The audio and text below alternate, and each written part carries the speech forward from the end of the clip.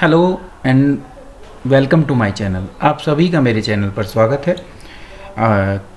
एक वीडियो जो हमारे लिए बहुत इम्पोर्टेंट है, स्टूडेंट्स के लिए इम्पोर्टेंट है जो ट्रांसफ़र लेना चाहते हैं एक स्कूल से दूसरे स्कूल। अब वो चाहे करंट ईयर एकेडमिक ईयर में उन्होंने एडमिशन लिया हो, मतलब कि 2021-22 में, और या प्रीवियस ईयर के स्टूडेंट्स हों, तो ट्रांसफ़र ऑफ स्टूडेंट की क्या पॉलिसी है डायरेक्टरेट ऑफ एजुकेशन की, वो इस वीडियो के थ्रू हम समझेंगे। Transfer of student during academic session 2020-21 में सभी क्लासेस के लिए है, नर्सरी से 9th तक भी, और फिर 10th, 11th, 12th सभी इसके लिए। तो इसको अभी हम इस वीडियो के थ्रू समझेंगे, जो DOE ने एक सर्कुलर के थ्रू, जो सर्कुलर 30 जुलाई को आया है, जो ट्रांसफ़र ऑफ स्टूडेंट्स से रिलेटेड था इस करंट एकेडमिक सेशन के लिए, कि बच्चों के ट्रांसफ़र हो सकते हैं तो किस तरीके से हो सकते हैं। तो इस वीडियो के थ्रू हम समझेंगे। आपका वीडियो के अंत तक बने रहना बहुत ज़रूरी है, जिससे आप ये समझ सकें कि किन किन बच्चों का किस किस बेस पर ट्रांसफ़र होगा। शुरू करते हैं अपने सर्कुलर को, कि सर्कुलर क्या कहता है। तो सभी जो हेड ऑफ़ द स्कूल्स हैं उनको ये डायरेक्शन दी है, या उसको उन सभी को ये इन्फॉर्म किया गया है कि ट्रांसफ़र ऑफ स्टूडेंट जो है इस करंट एकेडमिक सेशन 2020-21 में इस डिफरेंट 3 कैटेगरीज हैं, मतलब कि 3 मैकेनिज़्म को डेवलप किया है जिसके बेस पर ट्रांसफ़र ऑफ स्टूडेंट होगा। पहला जो ट्रांसफ़र ऑफ स्टूडेंट है वो जो इस साल एडमिट हुए हैं उन बच्चों के लिए है, ठीक है। तो इसीलिए उस पर लिखा भी हुआ है कि transfer of student of class nursery to 9th and 11th जो इस साल एडमिट हुए हैं 2020-21 में। तो जो करंट एकेडमिक सेशन के बच्चे एडमिट हुए हैं, क्या उनका ट्रांसफ़र हो सकता है? अगर होगा तो कैसे होगा? तो सबसे पहले उन्होंने साफ कहा है कि स्टूडेंट जो इस साल चाहे प्लान में हो चाहे नॉन प्लान कैटेगरी में इस साल जो एडमिट हुए हैं उनके ट्रांसफ़र को एंटरटेन नहीं किया जाएगा, ठीक है। किसके द्वारा? हेड ऑफ़ द स्कूल के द्वारा, मतलब कि स्कूल अपने लेवल पर उनका ट्रांसफ़र नहीं देख सकता। ऐसे जितने भी केसेस हैं जो रिक्वेस्ट HOS के पास आती हैं, हेड ऑफ़ द स्कूल्स के पास आती हैं, वो उनको जोनल ग्रीवियंस रीड्रेसल कमेटी के पास फॉरवर्ड करेंगे। ऐसे जितने भी केस अगर बच्चा लेना चाहता है तो जोनल ग्रीवियंस रीड्रेसल कमेटी जो है वो कॉन्स्टिट्यूट की गई है जोनल लेवल पर, और जो इन सारे ऐसे जो करंट ईयर के बच्चे हैं जो एडमिट हुए हैं उनके केसेस को देखेंगे।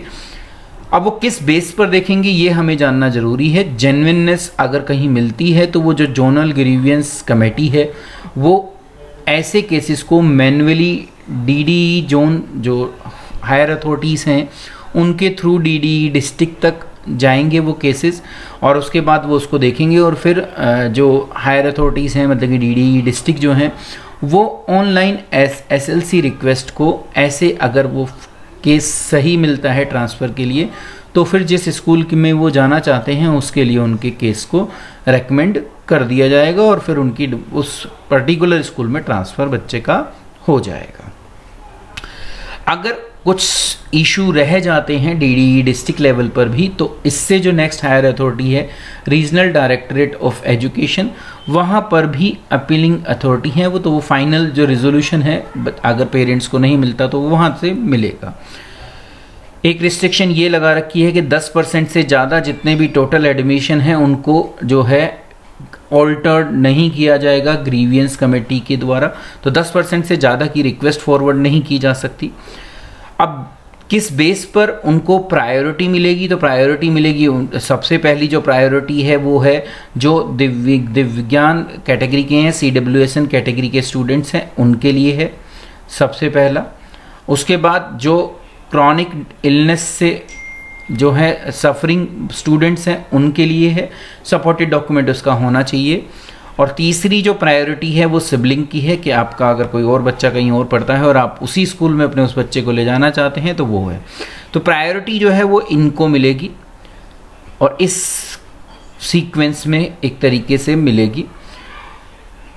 कमेटी जो जोनल ग्रीवियंसेस कमेटी है वो इन बेस्ट जो बच्चों के हित में डिसीजन है वो लेंगी। साथ ही साथ ये देखा जाएगा कि स्कूल में स्टूडेंट क्लासरूम रेशो प्रॉपर है, मतलब कि ज़्यादा ओवर नहीं हो रही। ऐसे ही प्यूपल टीचर रेशो जिसको PTR कहते हैं वो भी जो है स्कूल की सही रहनी चाहिए, तो उसके बेस पर ही ऐसे केसेस को कंसीडर किया जाएगा। तो एक मेन इंपॉर्टेंट चीज़ है कि 10% से ज़्यादा नहीं हो सकते और इनको प्रायोरिटी मिलेगी। केसेस एचओएस के थ्रू जोनल ग्रीवियंसेस कमेटी को भेजे जाएंगे, फिर वो डीडी जोन के थ्रू डीडी डिस्ट्रिक्ट जाएंगे और वहाँ से फिर उनकी ऑनलाइन एसएलसी रिक्वेस्ट को जो है जनरेट किया जाएगा। तो ये प्रोसेस है जो इस साल के बच्चे हैं जिन्होंने इस साल एडमिशन लिया है उनके लिए। अब बात आती है ऑनलाइन ट्रांसफ़र की। जो दूसरी मैकेनिज़्म है वो ये कहती है कि ऐसे बच्चों का ट्रांसफ़र उन स्टूडेंट का जो नर्सरी से 9वीं तक हैं और साथ ही साथ जो 11th क्लास आर्ट साइड के स्टूडेंट हैं, सिर्फ आर्ट्स समझना है यहाँ पर, और वो करंट एकेडमिक सेशन में एडमिट नहीं हुए, तो उनके लिए क्या है। तो उन बच्चों के लिए लिंक ऑनलाइन ट्रांसफ़र का एक गवर्नमेंट स्कूल से दूसरे गवर्नमेंट स्कूल के लिए, चाहे वो रेजिडेंस चेंज होने की वजह से हो चाहे किसी और रीज़न की वजह से हो, वो स्कूल लेवल पर एंटरटेन किया जा सकता है। किन किन के लिए? नर्सरी से 9 तक और 11th सिर्फ आर्ट साइड। और बच्चे कौन से होने चाहिए? जो इस साल से पहले साल के बच्चे हों, मतलब करंट को छोड़कर पीछे प्रीवियस ईयर के बच्चे हों। हेड ऑफ द स्कूल जो हैं are requested to process the application of the parent और guardian of the student in respect of transfer of their ward after proper verification of the fact document.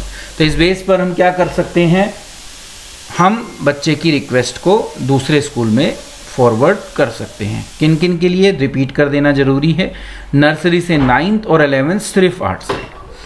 अब बात आती है उन सभी बच्चों के लिए ऑनलाइन ट्रांसफ़र ऑफ स्टूडेंट जो क्लास 10th के हैं, जो क्लास 11th के हैं, किस किस स्ट्रीम के, कॉमर्स और साइंस, साथ ही साथ 12th और सारी स्ट्रीम, इसमें आर्ट्स भी है, क्योंकि अभी तक 12th का नाम कहीं नहीं आया था, 10th का नाम कहीं नहीं आया था। तो जो बोर्ड क्लासेस हैं उनके ट्रांसफ़र के लिए, साथ ही साथ 11th में कॉमर्स और साइंस के लिए। तो head of the schools are also requested to forward the application received from parent और guardian of the student of class 10th, class 11th, commerce और साइंस स्ट्रीम एंड 12th सभी stream की।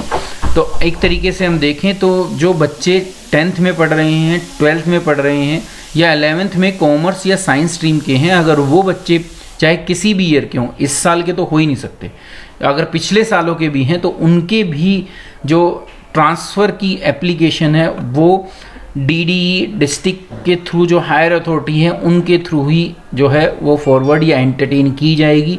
DD zone से होते हुए, मतलब कि जो भी एक पूरी मैकेनिज़्म है उसको फॉलो करते हुए स्कूल से लेके डीडी जोन, फिर डीडी जोन से डीडी डिस्ट्रिक्ट, और वहाँ से फिर वो ट्रांसफ़र उनकी जो एसएलसी है या उनकी रिक्वेस्ट को एक्सेप्ट किया जाएगा।